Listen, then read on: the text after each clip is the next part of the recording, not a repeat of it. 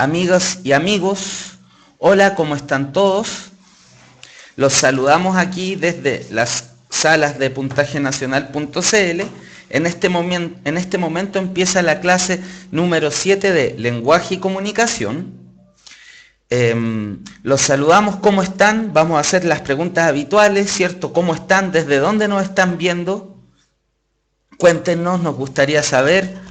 Nos interesa saber desde dónde están siguiendo nuestro preuniversitario digital, gratuito, intensivo, hecho por jóvenes, por muchachos y muchachas jóvenes. Los saludamos a nombre de todo el equipo de Puntaje Nacional. En la clase de hoy vamos a terminar con el discurso argumentativo y vamos a empezar a ver el discurso expositivo.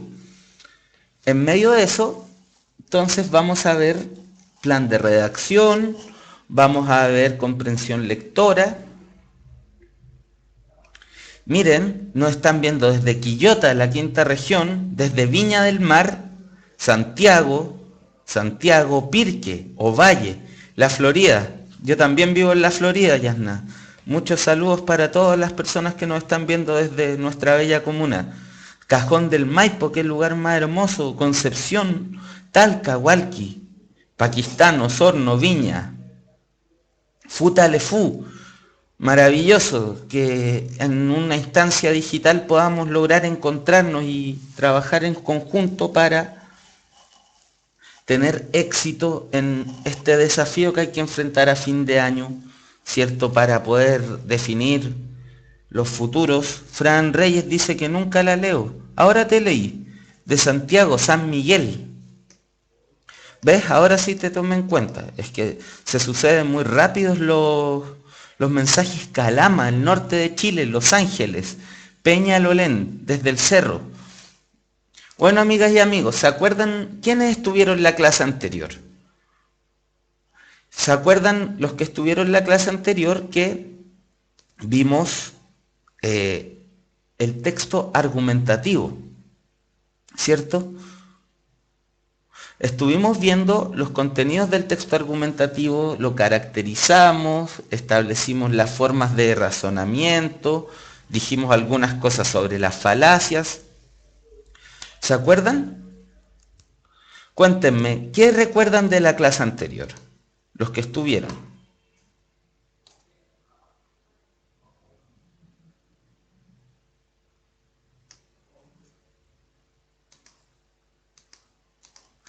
A ver, ¿recuerdan las falacias, el discurso de Chaplin, que parece que les gustó mucho, las formas básicas de argumentación deductiva, ¿cierto? Dialéctica, inductiva, perfecto. La diferencia entre lo lógico racional, que es el convencimiento, y lo retórico persuasivo, ¿cierto? Más que nada recuerda Fran Reyes las falacias. Conceptos de argumentación, el discurso de Chaplin, que parece que les emocionó bastante. Qué bueno, entonces vamos a terminar en la clase de hoy los contenidos relacionados con el discurso argumentativo. Base, tesis, garantía, respaldo. Bueno, empecemos de lleno con lo que nos toca hoy. Lo que vamos a ver hoy entonces es terminar el discurso argumentativo leyendo un par de textos de la PSU, y así aprovechamos de ejercitar nuestra comprensión lectora, y seguido a esto vamos a empezar a ver discurso expositivo. ¿Les parece? Ese es nuestro plan para el día de hoy. Vamos a concentrarnos harto, vamos a poner bastante atención para que salga todo bien y, por supuesto, ustedes pueden hacer las preguntas que les parezcan. Yo aquí estoy para servirles, para ayudarlos y ayudarlas. Vamos a conversar lo que les parezca también. Y bueno, ¿qué más queda que de decir de introducciones sino empezar nuestra clase de hoy? Para empezar la clase de hoy, aquí tenemos nuestra pizarra. Vamos a leer un texto que corresponde con un ensayo del DEMRE, que es la PCU del año 2011, en la que se refiere a un famoso texto argumentativo. Este es un ensayo del DEMRE en el que aparece en la sección de comprensión lectora un texto argumentativo que es quizás uno de los textos argumentativos más famosos de la historia. Corresponde a un fragmento de un libro de Platón, un texto que escribió Platón, filósofo griego, ¿cierto? Seguramente el filósofo griego más conocido junto a Aristóteles y Sócrates. Ellos fundaron la filosofía occidental y este texto de Platón se llama La Apología de Sócrates.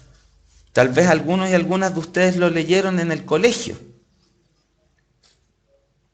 En este texto, Platón, que era discípulo de Sócrates, escribe la defensa que realizó su maestro cuando en la ciudad de Atenas lo acusaban de estar corrompiendo a la juventud, de incitar a adorar falsos dioses.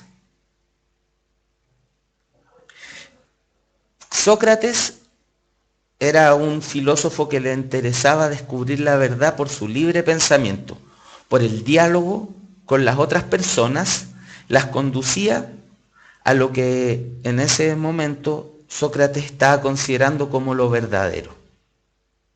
Sócrates, digamos, es un filósofo que empleó el discurso argumentativo del principio hasta el final. Y este texto que vamos a leer ahora es un texto famosísimo. Es la defensa de Sócrates ante el juicio que le está haciendo la ciudad de Atenas. Como se sabe, Aristóteles no ganó este juicio, lo perdió, y lo condenaron a morir tomando la cicuta.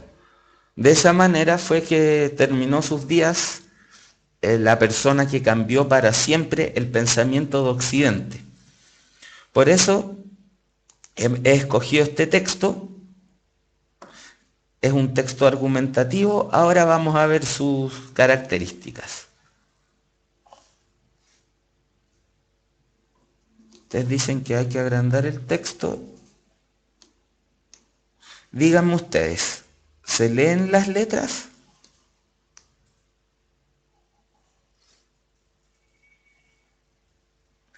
¿Me pueden decir si las letras las alcanzan a leer bien? Si le ponen pantalla completa, si es que acaso se ven muy chicas. Sí me dicen que sí. Perfecto. Vamos a leer este discurso en voz alta, en primer lugar. Así que ahora pongamos atención, concentrémonos en la lectura. Recuerden que la prueba de lenguaje y comunicación es principalmente una prueba de lectura, así que no nos puede dar lata leer este texto largo. Si no resolvemos estas preguntas de lectura,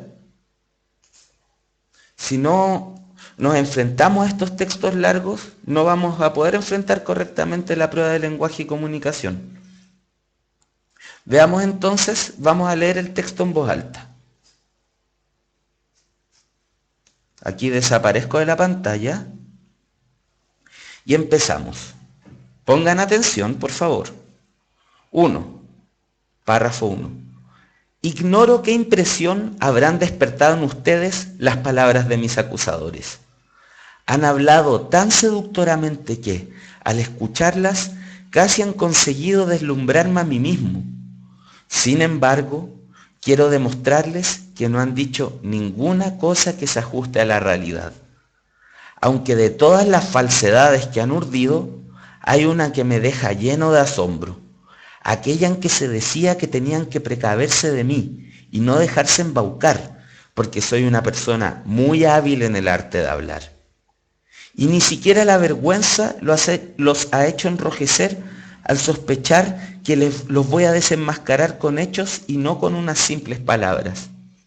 A no ser que ellos consideren orador habilidoso a aquel que solo dice y se apoya en la verdad. Si es eso lo que quieren decir, gustosamente he de reconocer que soy orador, pero jamás en el sentido y en la manera usual entre ellos. Aunque vuelvo a insistir que poco, por no decir nada, han dicho que sea verdad. Y por Zeus, que no les seguiré el juego compitiendo con frases redondeadas, ni con bellos discursos escrupulosamente estructurados como es propio de los de su calaña, sino que me limitaré a decir llanamente lo primero que se me ocurra, sin rebuscar mis palabras, como si de una improvisación se tratara.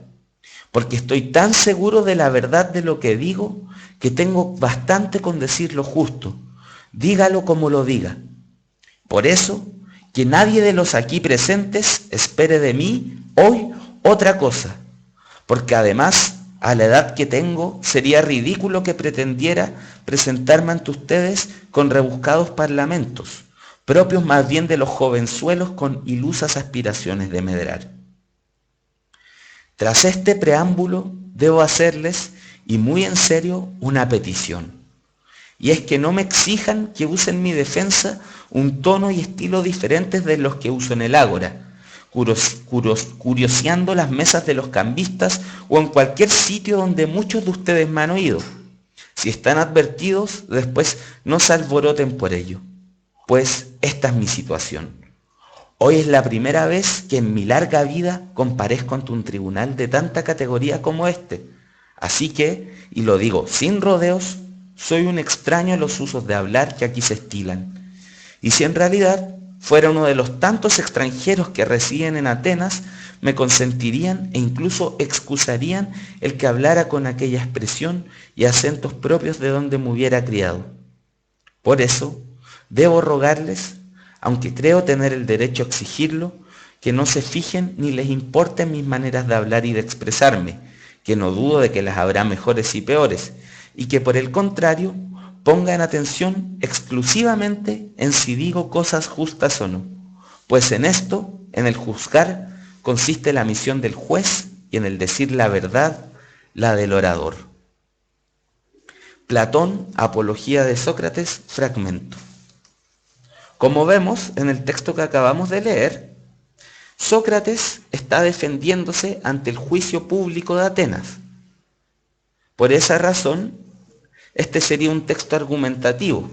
En última instancia, ¿qué es lo que Sócrates quiere demostrar aquí? Quiere demostrar su inocencia. Pero eso es en la totalidad del libro. Aquí en este texto tenemos solo un fragmento del libro donde a Sócrates le interesa dejar claro un punto. ¿Cuál es el punto que Sócrates está intentando dejar claro en este texto? Digamos, la primera pregunta que les voy a hacer respecto a lo que acabamos de leer vendría a ser, ¿dónde podemos encontrar la tesis del texto? ¿Qué les parece?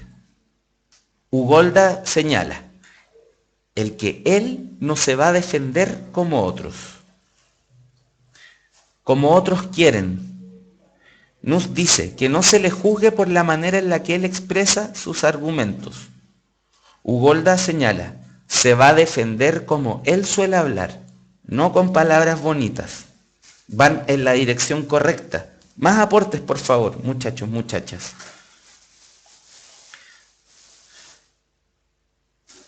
¿Cuál es, digamos, la tesis que estaría defendiendo Sócrates aquí?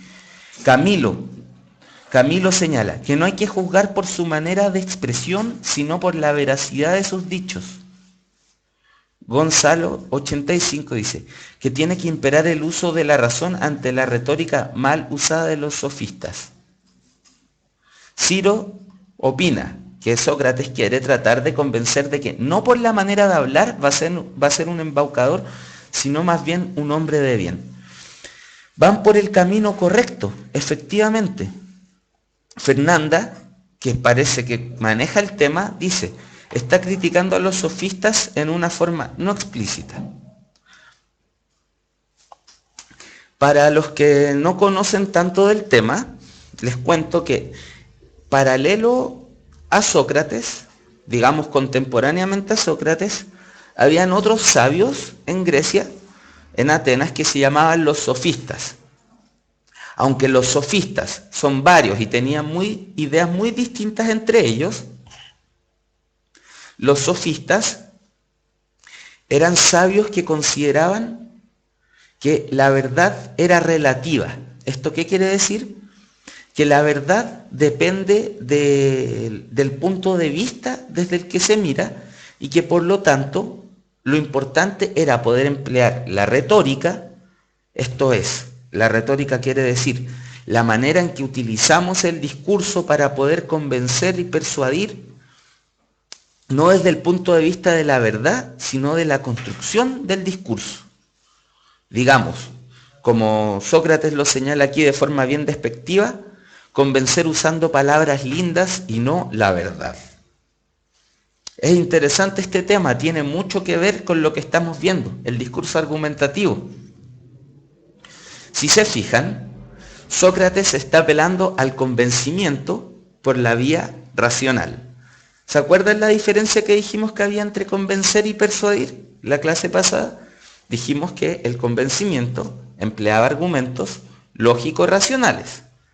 La persuasión intentaba llevar a la otra persona a la opinión o la voluntad de uno por medio de sus emociones. Sócrates está insinuando que lo que los otros hacen es por medio de palabras bonitas convencer a las personas. Pero Sócrates dice que lo están acusando de eso a él. Miren, veamos cómo a Sócrates le indigna que establezcan esa acusación sobre él. Aunque de todas las falsedades que han urdido, vean donde tengo el puntero, aunque de todas las falsedades que han urdido, hay una que me deja lleno de asombro, aquella en que se decía que tenían que precaverse de mí y no dejarse embaucar porque soy una persona muy hábil en el arte de hablar. Y ni siquiera la vergüenza los ha hecho enrojecer al sospechar que los voy a desenmascarar con hechos y no con unas simples palabras.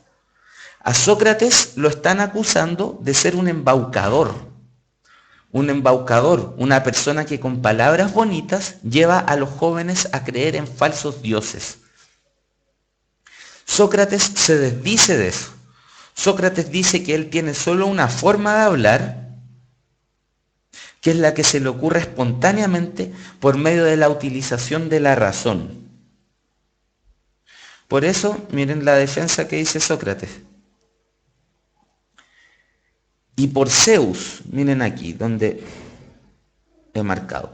Y por Zeus que no les seguiré el juego compitiendo con frases redondeadas ni con bellos discursos escrupulosamente estructurados como es propio de los de su calaña, sino que me limitaré a decir llanamente lo que primero se me ocurra, sin rebuscar mis palabras, como si de una improvisación se tratara. Porque estoy tan seguro de la verdad de lo que digo, que tengo bastante con decir lo justo, dígalo como lo diga.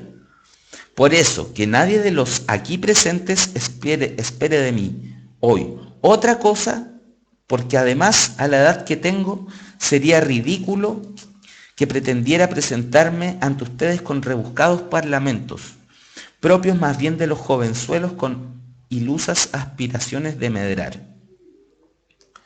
¿Se dan cuenta cómo Sócrates se está defendiendo de la acusación de que él es un orador?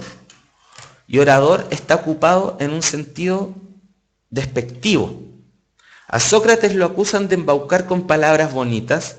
Sócrates dice, no soy yo el que hace eso.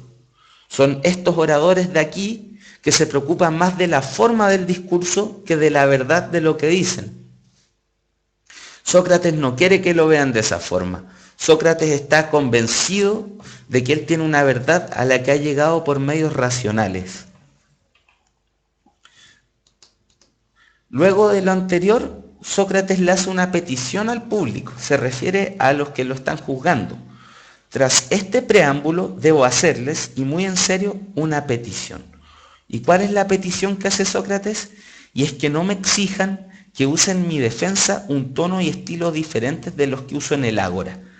¿Cuál es el ágora, muchachos y muchachas? ¿Alguno de ustedes sabe lo que es el ágora? Esto les puede servir para la prueba de historia a quienes la van a dar.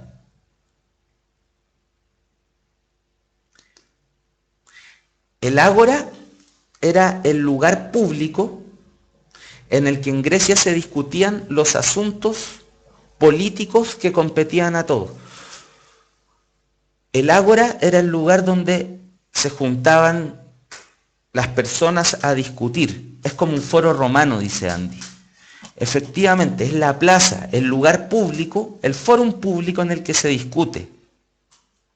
Entonces, Sócrates está diciendo aquí, fíjense, y es que no me exijan que use en mi defensa un tono y estilo diferentes de los que uso en el ágora, curoseando las mesas de los cambistas o en cualquier sitio donde muchos de ustedes me han oído. Para los que no conocen mucho del tema, a Sócrates le gustaba pasear por la ciudad de Atenas, conversando con las personas sobre sus opiniones. De esa manera, mediante el diálogo, Sócrates creía que se podía alcanzar la verdad. Entonces, Sócrates era una persona muy conocida en Atenas, porque le gustaba pasear conversando con la gente. Entonces, aquí en este discurso argumentativo, Sócrates está diciendo: no me pidan que hable distinto a como hablo en el ágora. No me pidan que hable distinto a como lo hago en mi vida cotidiana, que embellezca este discurso, que me adapte a como dicen los sofistas que hay que hablar solo porque no quiero que me juzguen. En este sentido, Sócrates tiene un profundo compromiso con su verdad, que es lo que lo ha hecho también una figura tan importante en la defensa del, digamos, del libre pensamiento. Es de las primeras personas que se recuerdan que tuvieron que pagar con su vida el llevar un pensamiento libre, propio y racional. Sigamos analizando el texto. Si están advertidos, después no se alboroten por ello, pues esta es mi situación. Hoy es la primera vez en mi vida que comparezco ante un tribunal de tanta categoría como este. Así que, y lo digo sin rodeos, soy un extraño en los usos de hablar que aquí se estilan. ¿Cuáles serían los usos de hablar que se estilan en este lugar, según lo que hemos hablado y lo que hemos leído?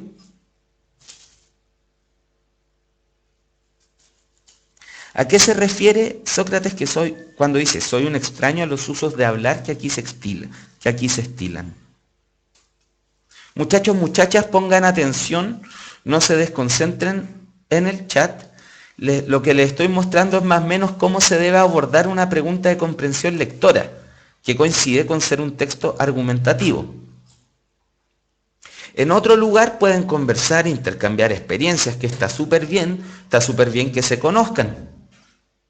Pero fíjense, yo lo que les quiero mostrar es cómo abordar un texto. Las palabras rebuscadas y bonitas, los discursos bonitos aunque no sean verdad. Eso es lo que está atacando Sócrates, ¿cierto? Hablar bonito aunque no sea verdad.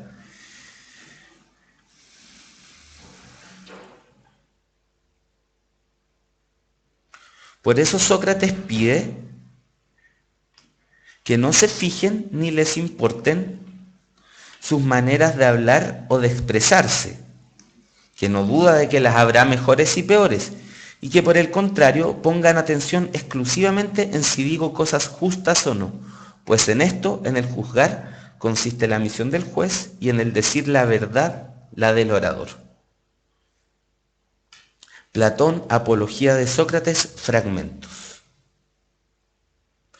Bueno, pareciera que ustedes tenían razón, ¿cierto? La tesis de Sócrates, finalmente, detrás de su discurso y sus preámbulos, es que se tiene que tomar en cuenta el discurso por la verdad que dice y no por la forma que encubre. Lo importante es el contenido, no la forma en que se dice. Esa es la tesis de Sócrates, ¿cierto? Porque los sofistas pensaban cosas distintas y hay personas que piensan cosas distintas. Entonces, habiendo leído este texto, procedamos a mirar las preguntas que aparecen. Las primeras, por supuesto, son de vocabulario contextual. 61. Embaucar. A. Engañar. B. Fascinar. C. Chantajear. D. Seducir. E. Atraer. ¿Se acuerdan de la metodología que habíamos dicho que servía para ocupar estos textos, para emplear estos textos, para resolverlos? Tenemos que tomar en cuenta dos aspectos.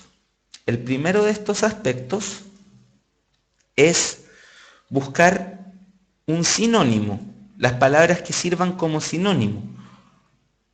Pero decimos que esto no es suficiente, tiene que adecuarse al contexto. No todas las palabras se adecúan de igual manera al contexto.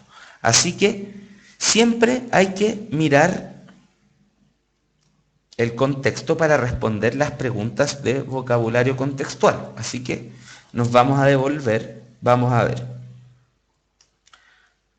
Aquí aparece: aunque de todas las falsedades que han urdido, hay una que me deja lleno de asombro. Aquella en que se decía que tenían que precaverse de mí y no dejarse embaucar, porque soy una persona muy hábil en el arte de hablar. No dejarse embaucar.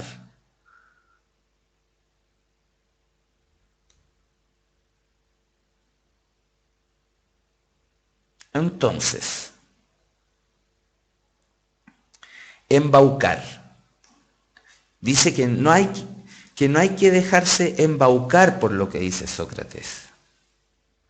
Aquí lo que encontramos es que hay varias palabras, hay palabras que se adaptan más y otras menos. Chantajear es la que menos se adapta. Sin embargo, pareciera que embaucar comparte el significado con engañar, fascinar, seducir y atraer. Una persona que embauca efectivamente seduce.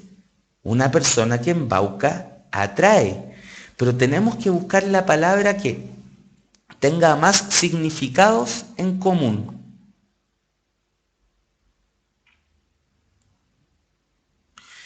Tamara Martínez pregunta: ¿por qué chantajear es la que menos se adapta?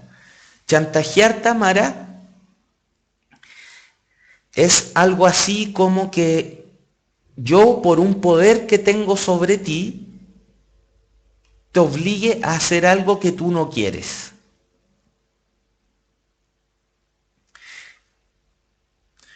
Chantajear es, por ejemplo, si yo tuviera una información secreta sobre Yuel y le dijese a Yuel, tú tienes que hacer tal o tal cosa, si no, yo voy a revelar esa información. Entonces, chantaje se aleja del significado. Chantajear es obligar a alguien a hacer algo por medio de un poder que tenemos sobre esa persona.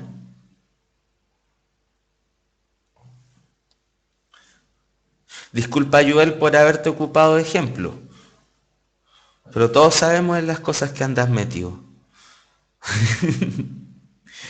Entonces, chantajear la descartamos de plano.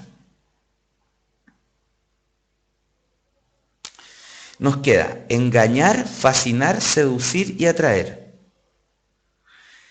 Alguien que embauca seduce, alguien que embauca atrae y alguien que embauca suele fascinar.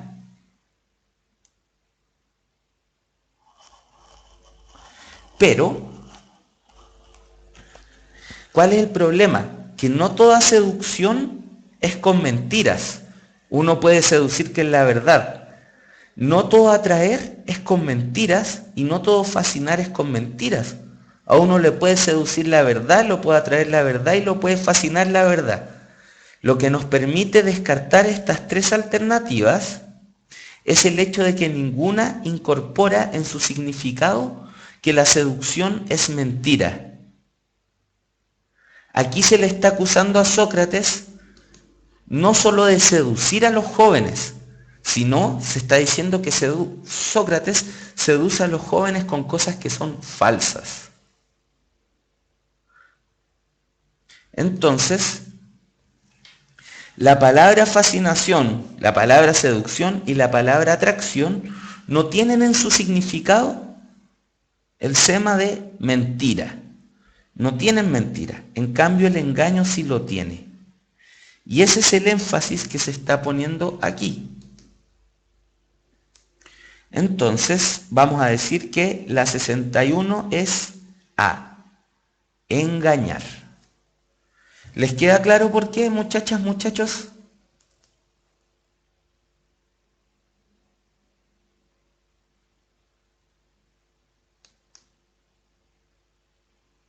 El sema es uno de los contenidos que tiene el significado de una palabra. Por ejemplo, la palabra árbol. ¿Cuáles son sus semas? Que tiene raíz, que tiene hoja, que es un ser vivo, que es del reino vegetal, que se reproduce por medio de semillas, etcétera. Digamos, son las pequeñas unidades de significado que tiene una palabra. Entonces, embaucar, aunque tiene el sema de la seducción, es más importante el sema de la mentira. Y en ninguna de estas aparece eso. Efectivamente, como dice yo, el campo semántico. Aquellos significados que están cerca del significado de la palabra, que están asociados con ella.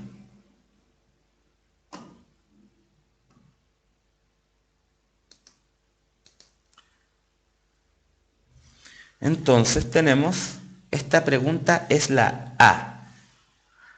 Ahora vamos a la siguiente, que a mi juicio es mucho más fácil. ¿Vamos claros hasta aquí?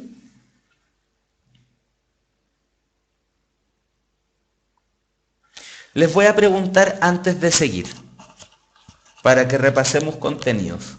¿Por qué el texto de Sócrates que acabamos de leer es un texto argumentativo?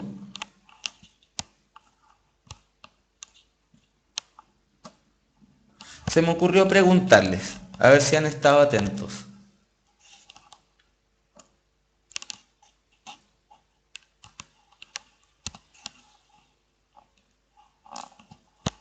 Finalmente, al final, en general, ¿cuál es el propósito más importante del texto argumentativo? Porque está intentando convencer con razones fundamentadas. Exacto. Un 7 para Maxur. La tesis, recuerden, un texto argumentativo no por tener tesis. La tesis sirve para un propósito, que es convencer o persuadir. Nunca se olviden de eso. Un texto no solo es persuasivo porque tiene tesis, sino que sirve para un propósito, convencer o persuadir. Defender la tesis convenciendo y persuadiendo, dice Sara Karin. Exacto. Por eso es un texto argumentativo. ¿Ven? Otra cosa que sería bueno que notaran es que estos contenidos de las tipologías textuales, discurso argumentativo, discurso expositivo, discurso narrativo, les pueden aparecer en la primera sección, pero estos contenidos también aparecen en la sección de comprensión lectora, porque los tipos de textos que les aparecen son esos. Entonces necesitamos aprender estos textos tanto desde sus conceptos y definiciones, que es lo que les podrían preguntar en la primera parte, como en su estructura y la manera de abordarlos, que es lo que puede aparecer en la última parte, de comprensión lectora. Sigamos adelante. Excusarían. A, permitirían. B, comprenderían. C, tolerarían. D, perdonarían. E, aceptarían. ¿Qué es lo que tenemos que hacer? ¿Qué es lo primero que tenemos que hacer ahora, según lo que hemos visto?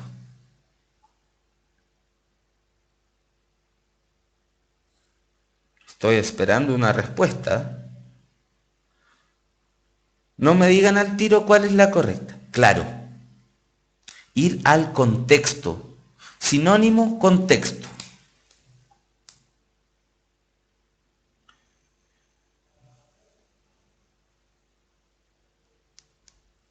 Vamos al contexto entonces.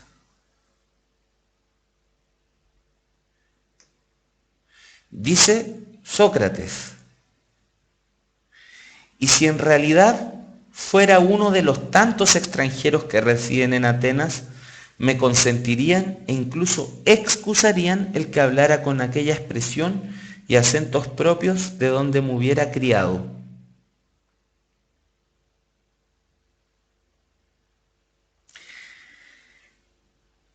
Me consentirían e incluso excusarían el que hablara con aquella expresión y acentos propios de donde me hubiera criado.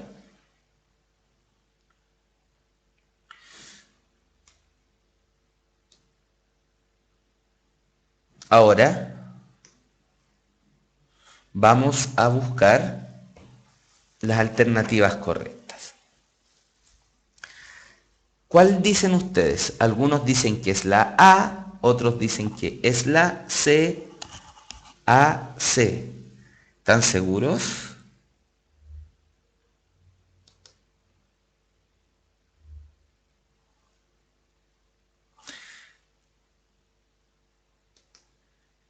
Parece que están mirando solo el contexto y no los sinónimos. Cuando uno se excusa, a ver, vamos a llegar por otro camino. Cuando uno se excusa, ¿cuándo uno se excusa? Cuando uno da excusas.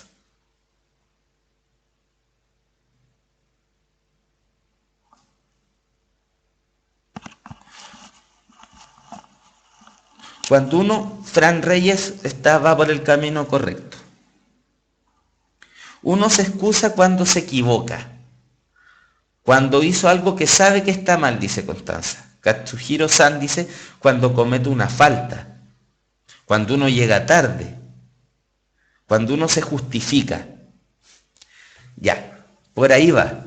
Entonces, ¿cuál sería de las palabras que están la que además de adaptarse al contexto, se adapta al sinónimo? ¿Cómo se llama cuando yo me equivoco y le digo y quiero que me disculpen? ¿Cómo además digo? Digo, perdónenme. Pido perdón, ¿cierto? Efectivamente. Entonces, ¿ven el camino al que llegamos? A veces hay que ver cómo nosotros usaríamos la palabra en otros contextos. Perdónenme por favor, ¿cierto? Como dice Alexander. Excuse me, sorry. Excuse me. Joel encontró otra forma de llegar a la alternativa correcta. El inglés.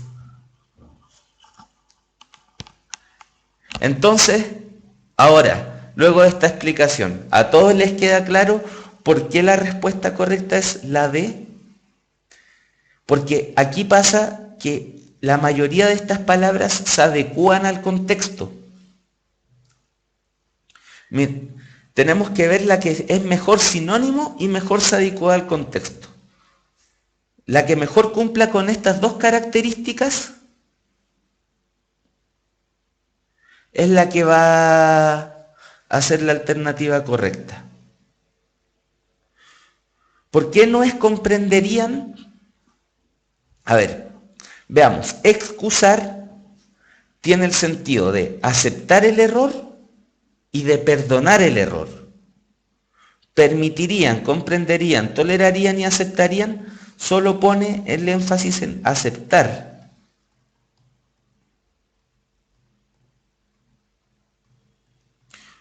Cuando yo me excuso por no haber llegado a la hora, pido que me acepten el error. Que acepten que cometí un error. Pero excusar no es solo pedir aceptación. También es de algún modo pedir disculpas o perdón por ese error. Estas palabras solo se adecúan a esto, pero dejan esto sin mencionar. La única que cumple ambas características, esta y esta, es D.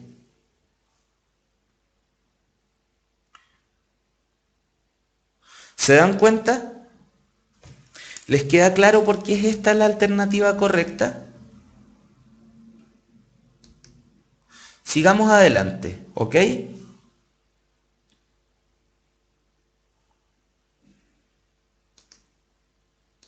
Ok, dice Vero Smile. Sí, tío, sí, Sep, sí, sí, perfecto. Vamos adelante.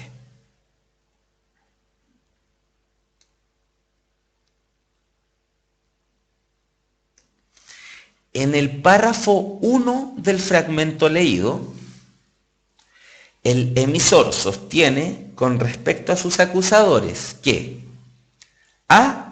Lograron cautivarlo con tan nobles argumentos. B. Se han encargado de menoscabarlo a través del tiempo. C. Le han hecho una de las acusaciones más viles. D. Le causan mucho daño a su reputación. E. Lo difaman sin pruebas ni temor a ser descubierto.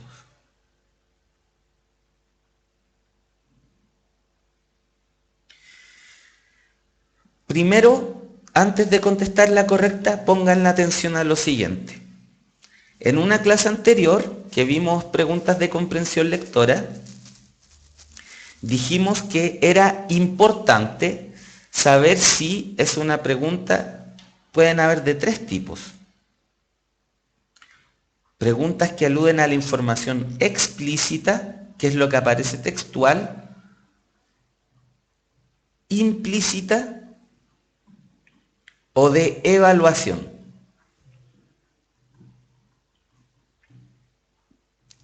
Las preguntas de lectura de la PSU están divididas en estos tres niveles y cada cual es más difícil que el anterior.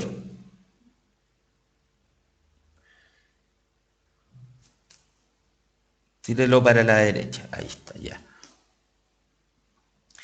Entonces, lo primero que tenemos que ver en estas preguntas es cuál de esos tres niveles se nos pide.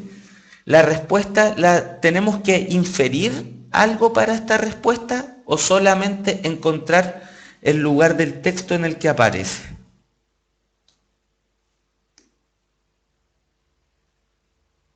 ¿Cierto? Es una pregunta de nivel explícito. Está en el texto. Entonces, lo que tenemos que hacer es ir al lugar donde se encuentra el párrafo 1.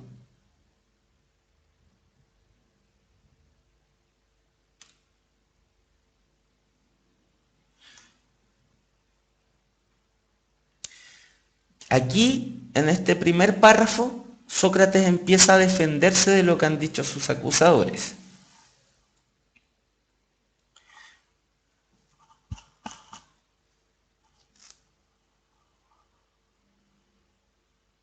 Lo latero es buscarlo de nuevo. Bueno, si se acuerdan no lo tienen que buscar de nuevo, pero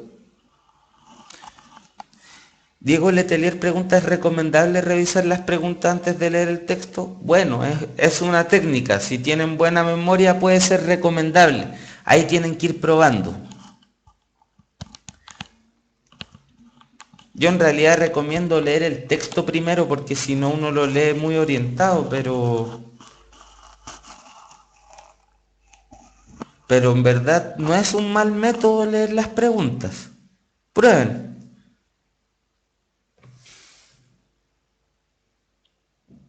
Miren,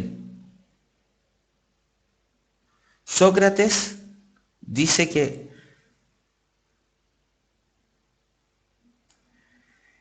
lo que dicen sus acusadores es falso, dice. Quiero demostrarles que no han dicho ninguna cosa que se ajuste a la realidad. Y entre las cosas falsas que han dicho, hay una que asombra a Sócrates. En la que aquella que dice que hay que cuidarse de él porque es muy hábil en el arte de hablar. Y que a ellos ni siquiera les avergüenza, ni la vergüenza lo ha hecho enrojecer al sospechar que los voy a desenmascarar con hechos y no con unas simples palabras. O sea, Sócrates va a demostrar con hechos que él no es solo un orador, una persona que convence con palabras bonitas.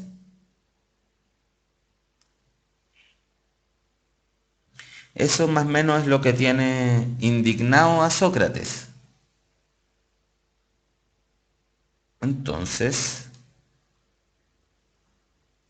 vamos de nuevo a la pregunta.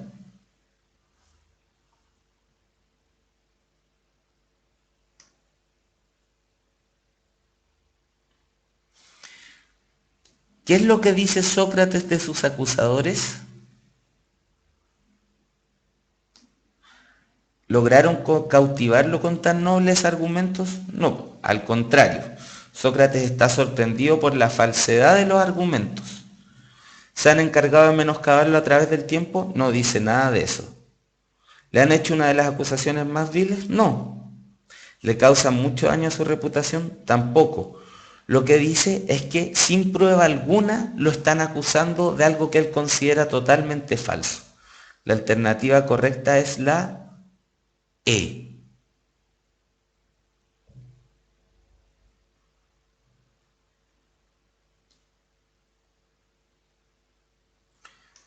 La 64.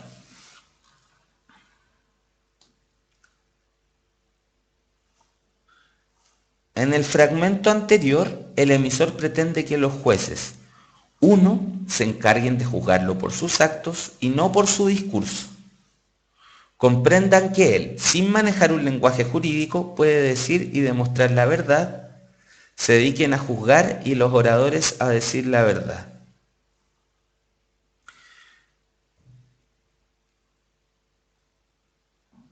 Viles significa malos, Macarena, con malas intenciones. De estas, la 1, se encarguen de juzgarlo por sus actos y no por su discurso. ¿Es verdadera? ¿Qué dicen ustedes? ¿Sócrates dice eso? Que los jueces se encarguen de juzgarlo por sus actos y no por su discurso, no por su forma de hablar. Correcta, ¿cierto? 2, comprendan que él, sin manejar un lenguaje jurídico, puede decir y demostrar la verdad. ¿Sócrates afirma eso? ¿Le pide eso a los jueces? Así es.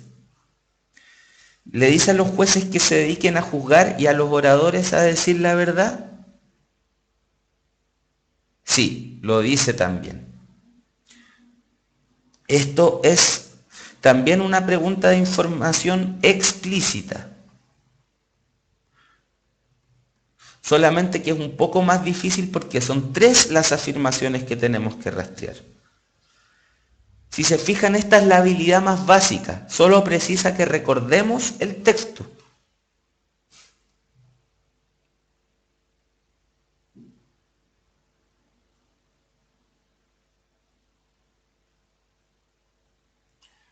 Ahora viene una pregunta que implica un nivel de reflexión mayor.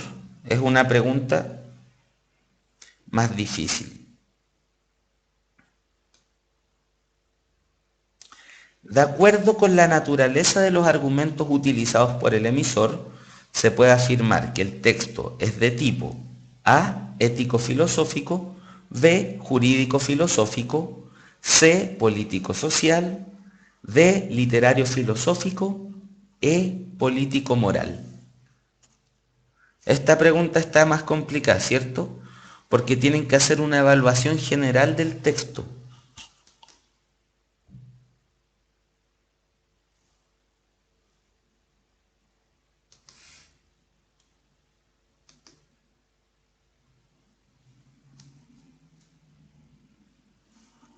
Uno tendería a pensar, miren, la pregunta no nos dice que lo veamos por la situación, sino por los argumentos utilizados por el emisor. Por eso no es jurídico-filosófico. Los argumentos que está utilizando Sócrates, Sócrates mismo lo dice, veamos en el texto. Él no está defendiéndose como se defiende en los jurados, miren. Soy extraño a los usos de hablar que aquí se estilan. Dice, hoy es la primera vez que en mi larga vida comparezco ante un tribunal de tanta categoría como este. ¿Se dan cuenta? Entonces, aunque por la situación uno pueda creer que es jurídico-filosófico, los argumentos de Sócrates no van en ese sentido, sino al contrario.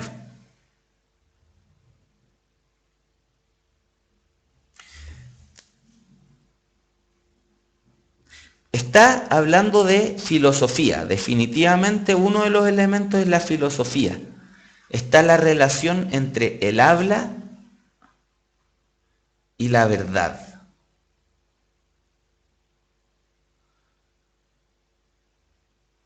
Y también está la relación con la ética, el compromiso con la verdad. La ética es lo que tiene que ver con la reflexión que establecemos de acuerdo a lo bueno y lo malo. Por eso es la A, tal como todos ustedes parecen haber entendido bastante bien. Efectivamente, es la A. La ética, Maxur, vendría a ser la reflexión que tenemos sobre lo bueno, lo malo, sobre nuestra conducta. La moral son los códigos sociales que ya están establecidos o que asumimos, es el código que regula las conductas.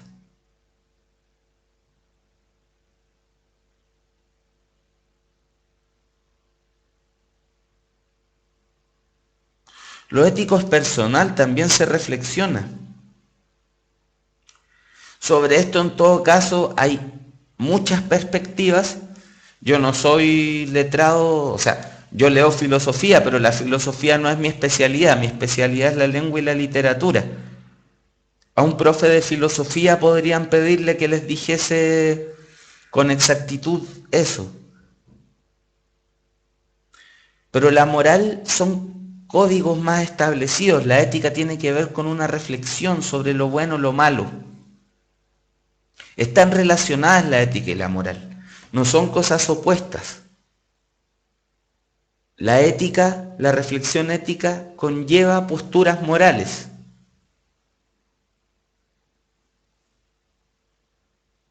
¿Se dan cuenta? No están opuestas, no son dos conceptos antagónicos. Macarena, pero sí, a mí me encanta la filosofía, es de lo más entretenido.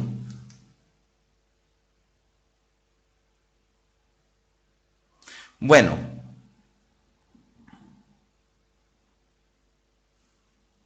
seguimos. Aquí tenemos una pregunta de inferencia. En el fragmento anterior se infiere que para el emisor lo más grave es A, que lo acusen de ser un orador rebuscado y sin argumentos. B, ser tratado como un ser sin escrúpulos e improvisador. C, acusarlo cuando él ya es un viejo y no se puede defender. D, que haya jóvenes que se dediquen a vencer y no a convencer. E, que lo acusen de manipular a los jueces a través del lenguaje. ¿Qué me dicen ustedes? ¿Cómo abordamos esta pregunta? ¿Cómo podemos inferir? Bueno, una de las maneras que podríamos inferir es por la reacción que tiene Sócrates. Esto no está textual. No está textual en el texto, por eso se nos pide inferir. Pero miren, aquí, aunque de todas las falsedades que han urdido, hay una que me deja lleno de asombro. Aquella que decía que tenían que precaverse de mí y no dejarse embaucar porque soy una persona muy hábil en el arte de hablar. De entre todas las falsedades que han dicho sobre Sócrates, parece que esta es la que más lo sorprende. Eso, si empezamos a inferir, nos lleva a concluir que lo que más grave le parece a Sócrates es que lo acusen de manipular a los jueces por medio del lenguaje, porque Sócrates se jacta todo el tiempo de decir la verdad. ¿Se dan cuenta? Sócrates en su discurso establece que él dice la verdad. No que ocupa el lenguaje, digamos, para marear a sus contendores. Entonces, la acusación no es que es rebuscado y sin argumentos. La acusación es que como orador embauca a quienes lo escuchan. No lo tratan como un ser sin escrúpulos e improvisador. Eso no está en el texto. Apelar a su edad que no se puede defender. No, Sócrates nunca dice que no se puede defender porque está viejo. Nunca duda de su capacidad de poder defenderse. Que haya jóvenes que se dediquen a vencer y no a convencer, eso ocupa un lugar secundario en el discurso. Es esta la correcta. Lo que efectivamente, la clave es embaucar. Lo que le parece muy grave a Sócrates es que lo acusen de que él es como los sofistas. ¿Se acuerdan lo que les decía? Los sofistas eran tipos que incluso se dedicaban a cobrar a los jóvenes de las clases altas para aprender a defenderse en los juicios. Entonces, lo que le molesta a Sócrates, lo que él encuentra grave, es que digan que él es como ellos, cuando él siempre ha querido diferenciarse de ellos. Bueno, ¿qué les pareció esta primera parte de la clase? Leímos un texto argumentativo y productivizamos estos contenidos para la comprensión lectora.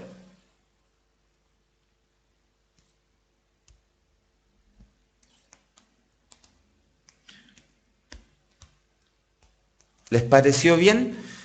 Vimos, reconocimos una tesis, reconocimos cómo la persona que inventó prácticamente la filosofía occidental defendió su postura.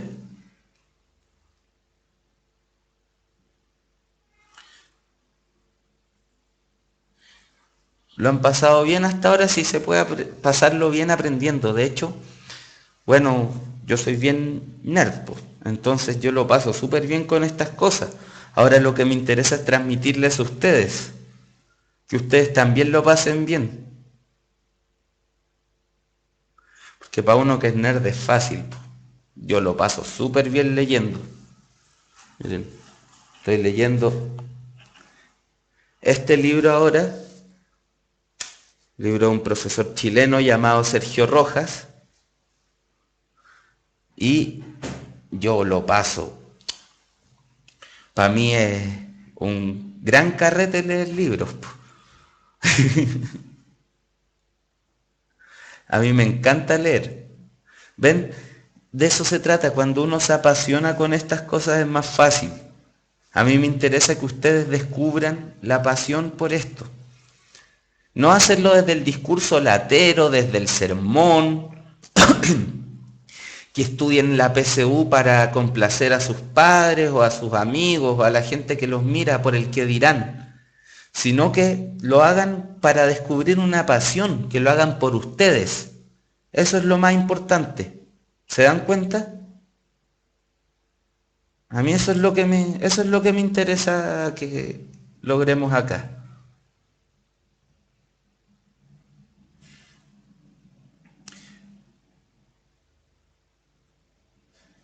Saca a la luz su estilo, bueno, ahora escucho mucha música, pero cuando tenía su edad escuchaba mucho metal.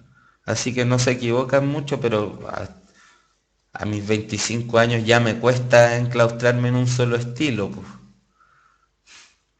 Bueno, conversemos unos minutos y seguimos. Tomémonos un pequeño break para descansar.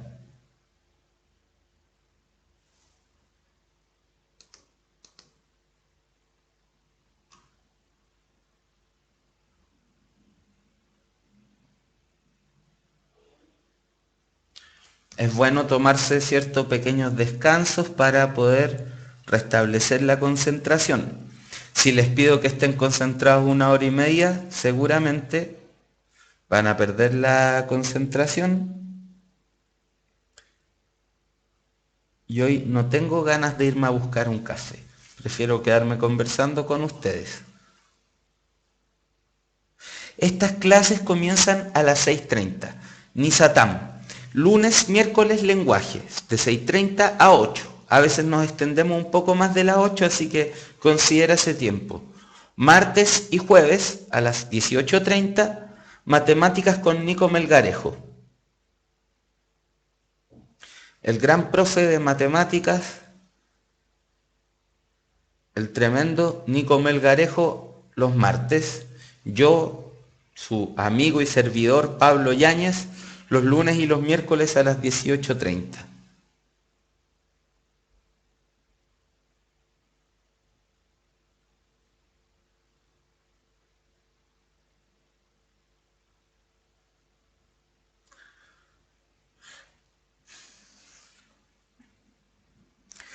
Mati Andrés, ahora vamos a empezar a ver algunos asuntos de plan de redacción. Joel, no hay clases de electivo, pero en puntajenacional.cl puedes encontrar bastante material sobre eso. Ugolda, Stephen King me parece que es un buen escritor, pero yo no soy particularmente fanático de él. Te recomiendo Tupo 16, los facsímiles de puntaje nacional, los de Demre. ¿Las clases quedan grabadas?, pregunta Katsuhiro-san. Sí, quedan grabadas.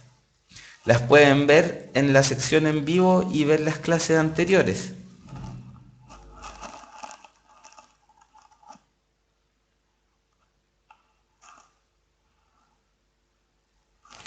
¿Cuántas clases quedan? Quedan alrededor de 18 clases más o menos. Vamos a tener hasta finales de noviembre. Y seguramente después vamos a seguir transmitiendo repasos.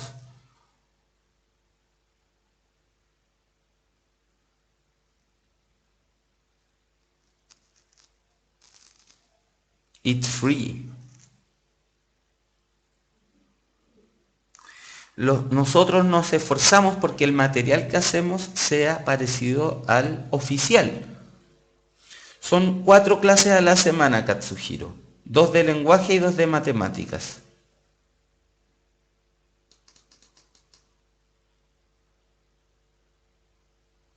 Si veo anime, sí, me gusta harto el anime. Si les he dicho, soy bien nerd.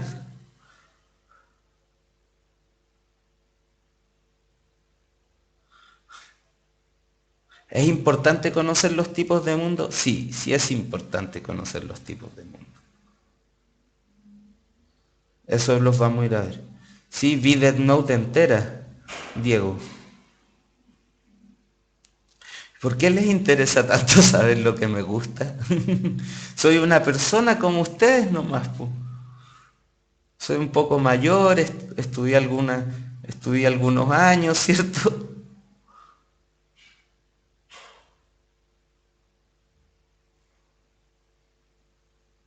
Ya. Nos queda 1 minuto para volver a clase. Gracias, Andy. Hay que conocernos más.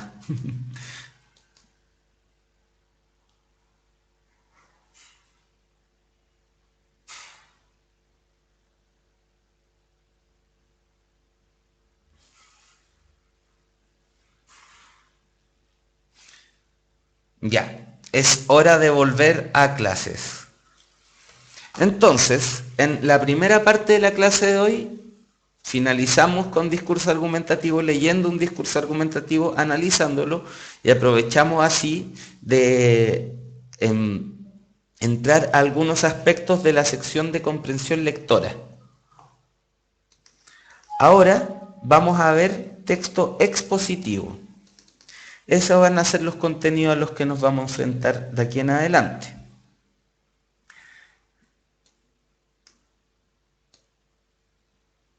Vamos a partir leyendo un texto expositivo. La vez pasada lo que hicimos fue primero definir el texto argumentativo y luego ver textos argumentativos. Ahora vamos a ir por el camino al revés. Primero vamos a leer un texto expositivo y después vamos a reconocer sus características.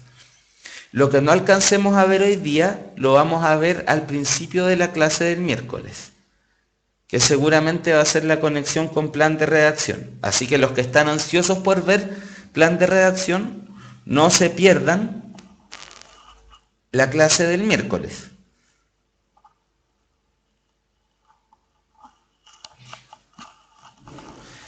Miren, aquí tenemos un texto en pantalla.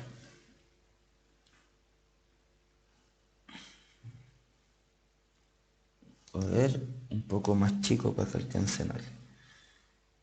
Los 10 beneficios que los chilenos habíamos olvidado del consumo de la yerba mate.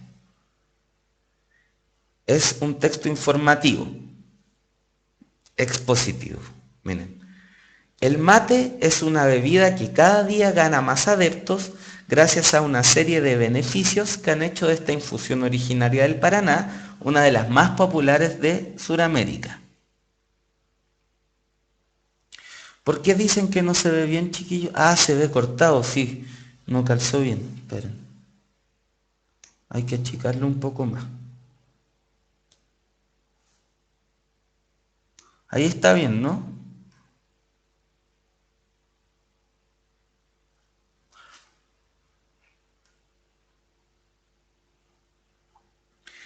La planta fútil, miren, este texto es para recomendarles mate porque tiene muchas propiedades benéficas. Aquí en Puntaje Nacional tomamos mucho mate, por eso me acordé de esto.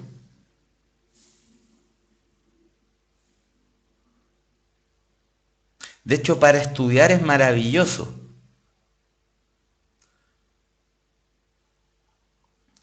La planta fue utilizada originalmente por los guaraníes con diversos fines medicinales, entre los que se encontraban la inmunización de heridas y el fortalecimiento del cuerpo durante y después de un periodo febril.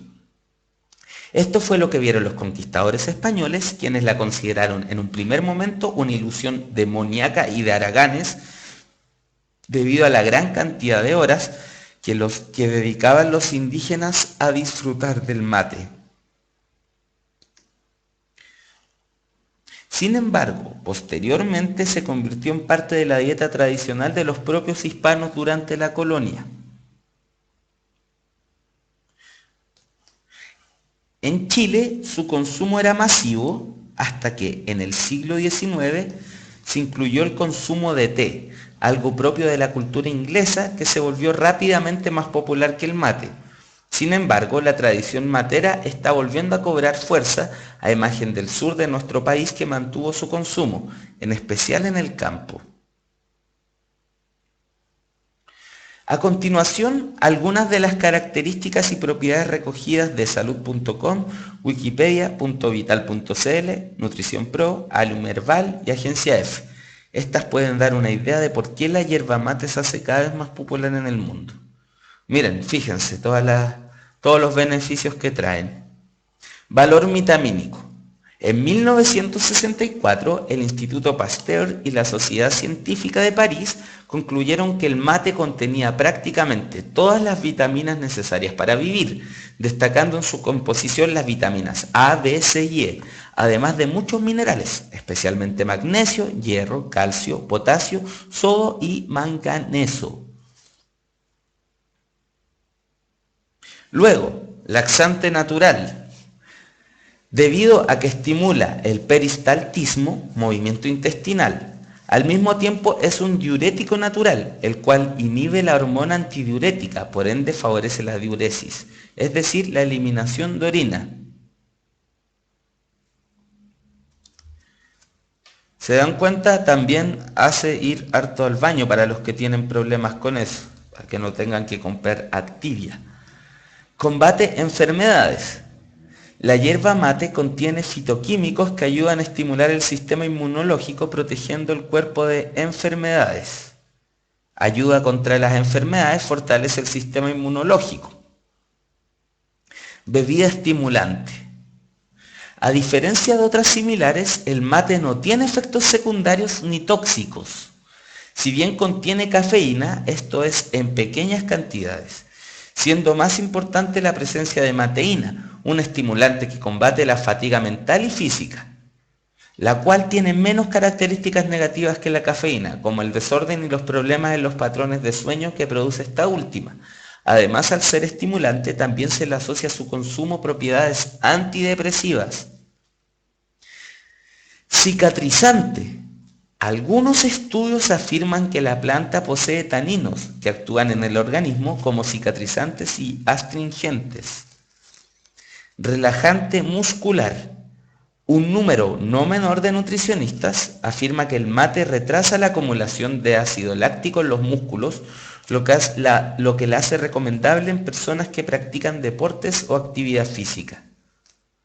Calma el apetito. Afirman que posee sustancias que calman la ansiedad ayudando en dietas de reducción de peso. Antioxidante. En un estudio conducido por el ingeniero químico Luis Blumowski de la Universidad Nacional de Misiones, se estableció que la hierba mate contiene un elevado porcentaje de una sustancia antioxidante que retrasa el envejecimiento celular y previene ciertas enfermedades. El artículo fue publicado por la agencia EFE. Reductor de la presión arterial. La nutricionista Nelva Villagrán señala también propiedades que la hacen un excelente vasodilatador, por ende un reductor de presión arterial. Hidrata. La costumbre de servirlo como una infusión aumenta directamente el consumo de agua. Se recomienda que el mate, y ahí corté el texto porque ya era más largo, lo corté mal. Sí, falta una parte. Bueno. Aquí tenemos un texto típicamente expositivo.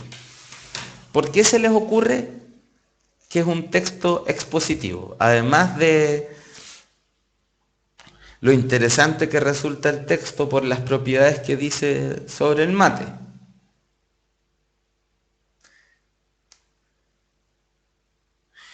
¿Cuál es el propósito del texto expositivo? Miren.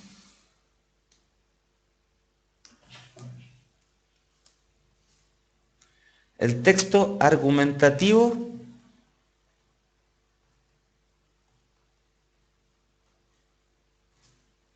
convence o pretende convencer, persuadir.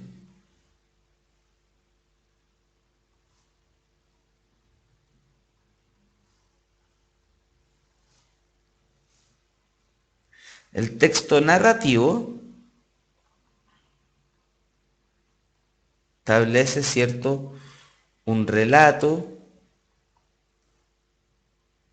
o sea, una sucesión de acontecimientos que le ocurren a un personaje, un espacio.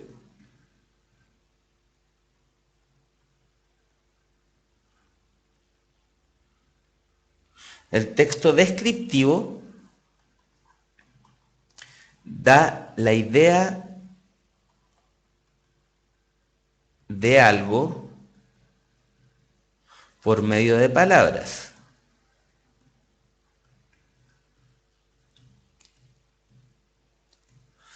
Entonces, el que tenemos hoy, el texto expositivo,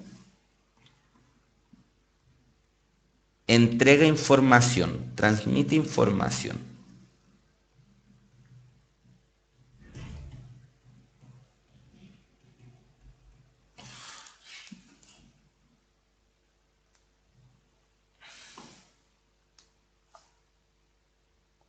Parece que me pasé de la pizarra.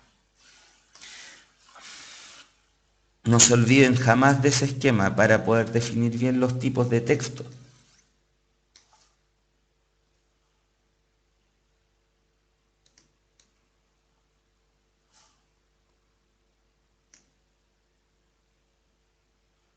Aquí tenemos entonces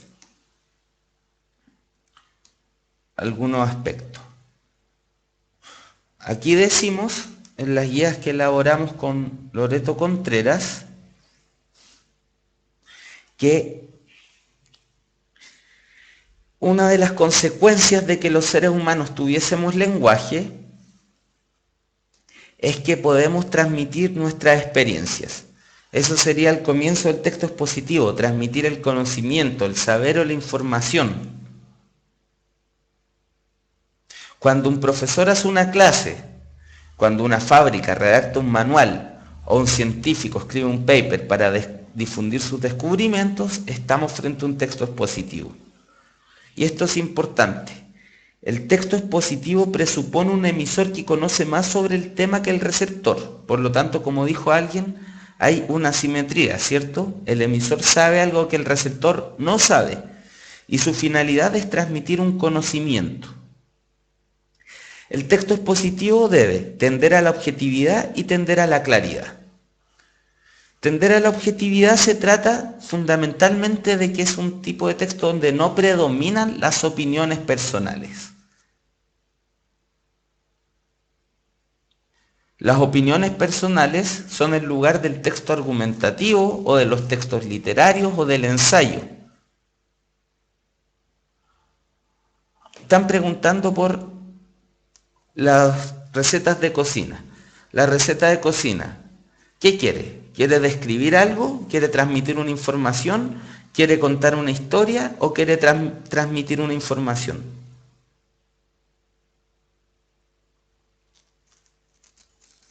Quiere transmitir una información. Es un instructivo. El instructivo transmite información. Por lo tanto, la receta de cocina es un texto expositivo.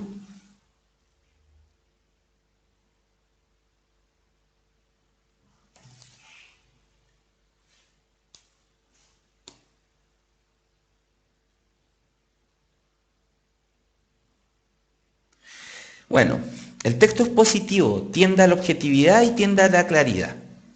La objetividad, como les decía, en este caso significa no predominan las opiniones personales, las valoraciones, los juicios o los comentarios. En cambio, debe tender a mostrar la realidad desde un punto de vista neutro, centrándose en el objeto que está dando a conocer tal cual es. Ahora, también un texto expositivo debe tender a la claridad. Y aquí es importante lo que se dice.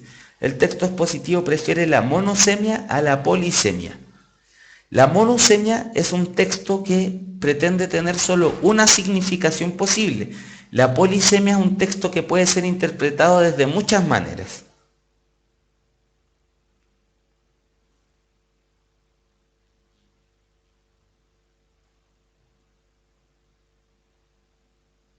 ¿Ok? Seguimos adelante. Una primera clasificación pertinente que hacer con los textos expositivos. Sí, Janset, que da a entender una sola cosa. En todo caso, el lenguaje, si quieren que les cuente un secreto, el lenguaje es siempre polisémico. Siempre se puede interpretar todo de una manera distinta, pero por eso aquí decimos tender a la claridad y tender a la objetividad. Yo al menos no creo que nadie pueda ser completamente objetivo, pero sí se puede tender a ser objetivo. Tampoco creo que todos los textos sean siempre completamente claros o que sea posible la monosemia en verdad.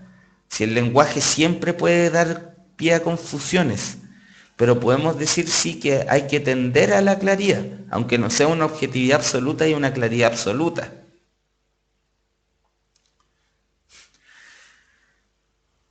Los textos expositivos en las fuentes que aparece información sobre esto se dividen habitualmente en divulgativos o especializados.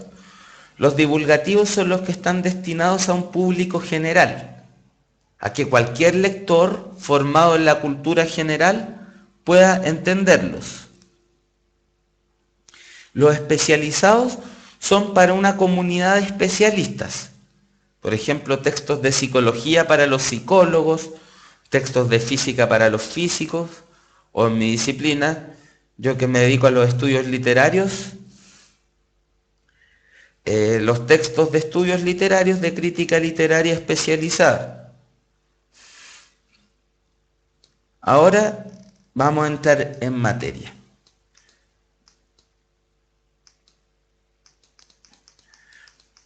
La exposición ocupa distintos procedimientos discursivos. Ahora vamos a ver los más importantes de ellos. Los procedimientos discursivos son los medios que utiliza el texto expositivo para poder llevar a cabo su propósito, para poder transmitir información, transmitir ideas, transmitir conocimientos y saberes.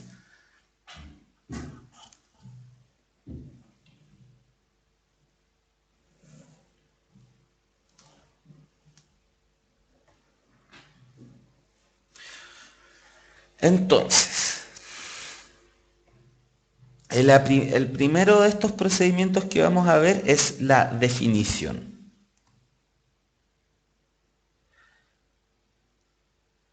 Aquí decimos que la definición busca responder a la pregunta ¿qué es sobre algo?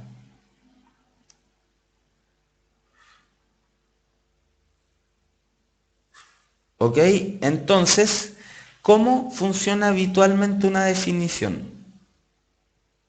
La definición señala el género, al menos la manera clásica de definir, el género y la diferencia específica.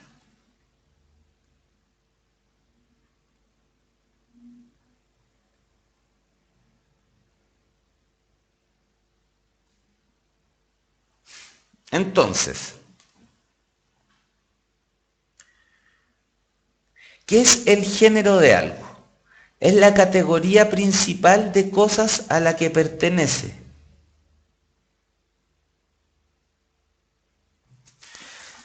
Por ejemplo, las sillas son asientos. Las sillas pertenecen a un grupo de cosas mayores.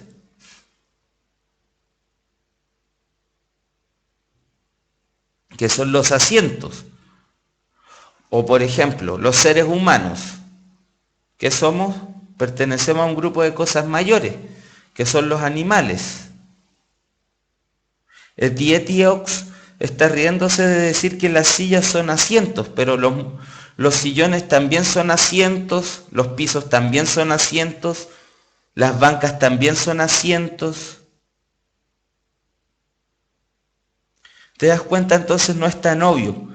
El género es el grupo principal de cosas al que pertenece algo. Definir el Street Fighter 4. ¿Qué es el Street Fighter 4? El Street Fighter 4 es un juego de video y pertenece a los juegos de video junto con el God of War, junto con el Assassin's Creed, etcétera, etcétera, etcétera. ¿La lluvia qué es? ¿Cuál sería el género de la palabra lluvia? Fenómenos atmosféricos. ¿Cuál sería el género de... A ver... puntajenacional.cl. Sitios web educativos. Entonces, una definición siempre comienza con el género. Y a este género le sigue la diferencia específica, que es lo que diferencia al objeto que estamos definiendo de las otras cosas de su género.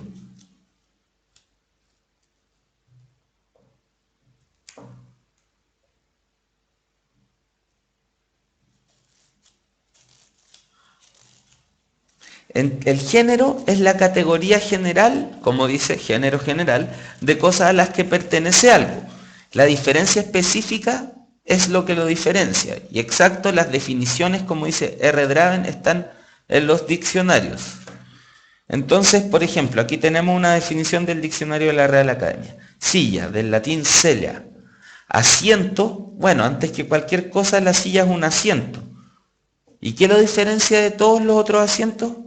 Que tiene respaldo, que por lo general tiene 4 patas y que en general cabe solo una persona.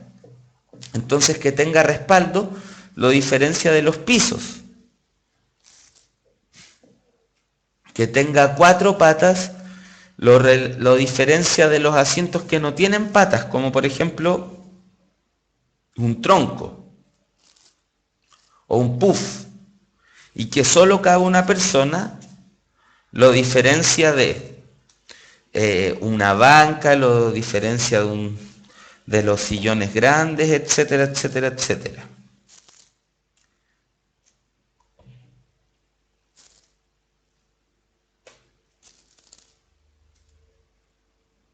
Ya.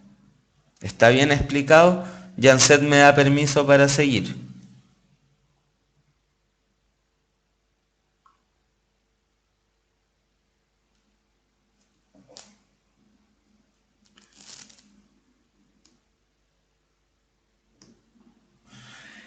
La clasificación es el segundo procedimiento discursivo.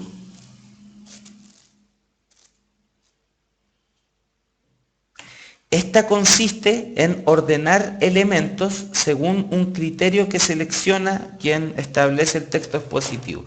O sea, la clasificación siempre sigue un criterio.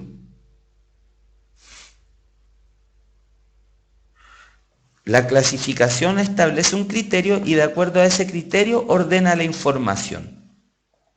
Aquí el ejemplo que utilizo es, imaginemos una sala de 30 estudiantes. Se pueden escoger distintos criterios entre ustedes mismos. Puedo establecer el criterio, por ejemplo, el género, entre quienes son chicos y quienes son chicas, entre la edad, los que tienen 17, 18, 19, 20, 21 años, la comuna o la ciudad de la que provienen. La clasificación entonces es ordenar la información de acuerdo a un criterio.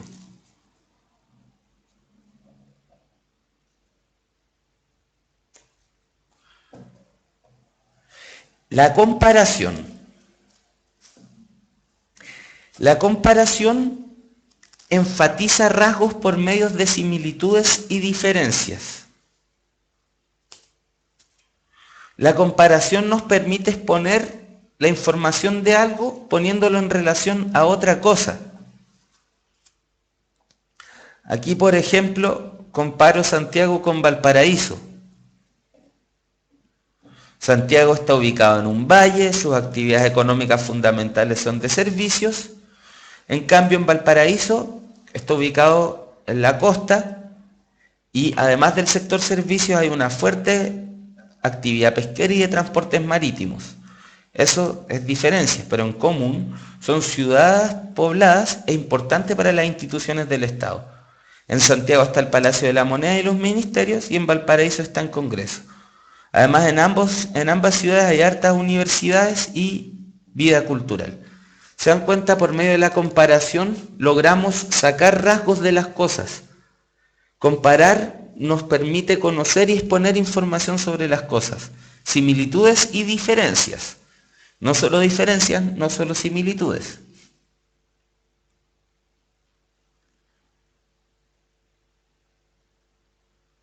La ejemplificación es otra manera que tenemos de exponer información, pues. La ejemplificación nos permite decir de forma concreta lo que estamos diciendo de forma abstracta.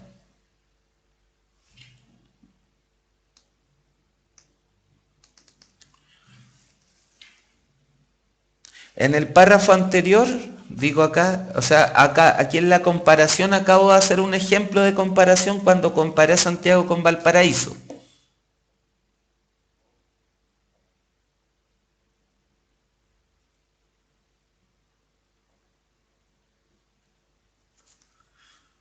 Creo que no hay que explicar mucho más qué es la ejemplificación. Y la descripción, aunque existe el texto descriptivo que se concentra en las descripciones, la descripción también es un procedimiento interno al texto expositivo. La definición dice, responde a qué es. La descripción, en cambio, responde a algo cómo es. La descripción es como... la descripción es decir cómo es algo por medio de palabras. Eso fundamentalmente. Es como dibujar algo con palabras. Hasta aquí, entonces, lo que hemos visto. Definimos el texto expositivo, vimos cómo tendía a la objetividad y a la claridad, vimos que podían ser diferenciados en divulgativos, que eran para el público general, y especializados, que eran para una comunidad de especialistas, y vimos los procedimientos discursivos típicos del texto expositivo.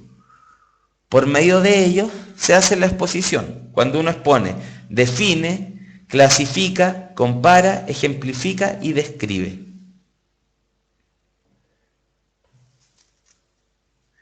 Y bueno, entonces ya va siendo hora de cerrar esta clase. Los dejo invitados a la clase del miércoles, donde vamos a empezar haciendo un vínculo entre texto expositivo y plan de redacción. Así que no falten. Ahora les dejo abierto un par de minutos para responder preguntas y nos toca cerrar la clase de hoy, lamentablemente.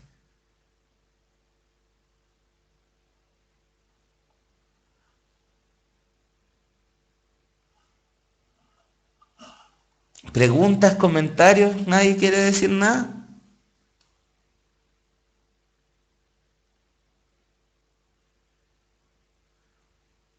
Qué bueno que les haya gustado la clase. ¿Cuántas personas están viendo la clase en este momento? ¿Pueden darme esa información?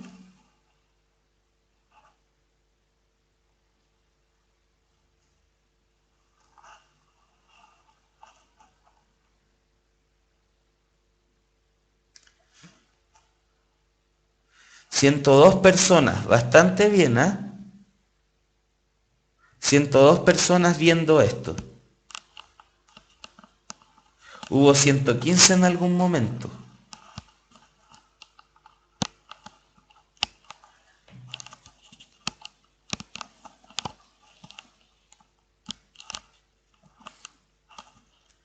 Un texto expositivo y un texto informativo. El texto informativo es una clase del texto expositivo.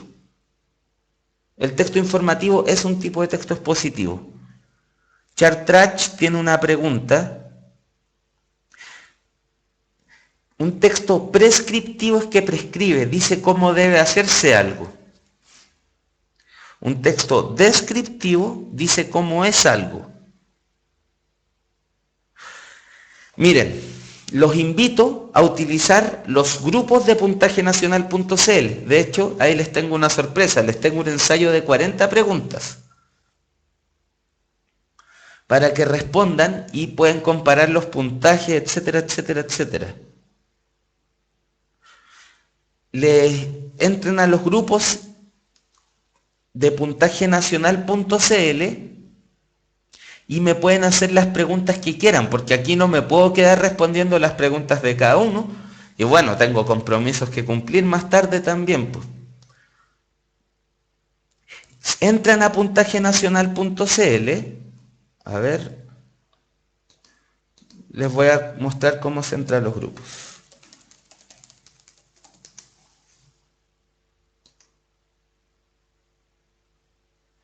Denme 2 segundos.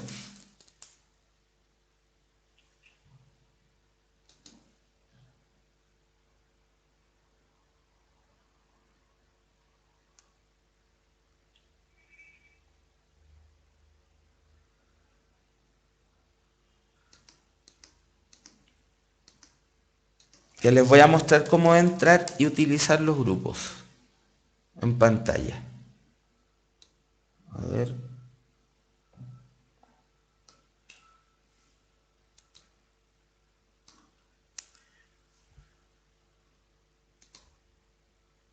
Ahí está la página.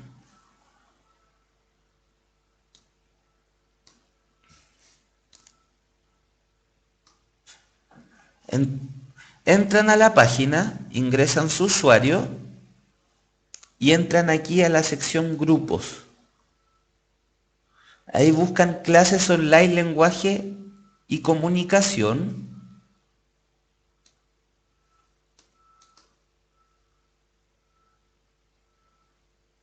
Y entran al muro. Además, pueden compartir ensayos y comparar sus estadísticas.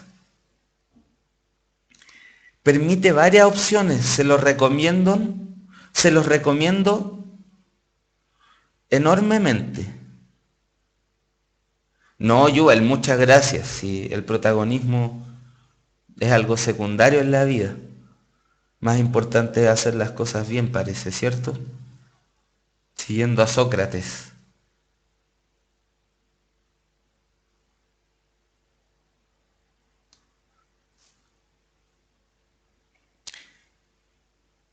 Que no entendí la pregunta, te salieron dos ensayos distintos. Bueno, miren, ahí están ustedes en el chat, ¿ven? Ya. Bueno, ya les mostré cómo entrar a los grupos, ahí podemos seguir conversando. No me queda más que despedirme, invitarlos a que la clase del miércoles vamos a continuar haciendo el vínculo entre texto expositivo y plan de redacción. Los dejo invitados miércoles a las 6:30. Mañana vean a las 6:30 la clase de matemáticas y ayúdennos viralizando esto por Facebook. Comuníquenselo a sus amigos. A nosotros nos sirve, nos ayuda que más gente nos vea, y si ustedes nos pueden ayudar por medio de viralizar esto por Facebook, por Twitter, sería lo mejor para nosotros. Así este preu puede mantenerse. Así que si nos pueden prestar esa ayuda, y además les recuerdo, usen los grupos, de verdad sirven harto y es la manera que podemos intercambiar preguntas y respuestas entre nosotros.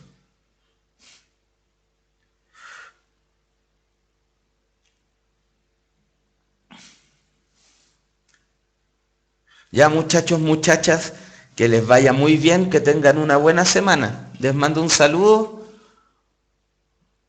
Cualquier cosa, saben, acudan a los grupos de Puntaje Nacional. Nos veremos pronto.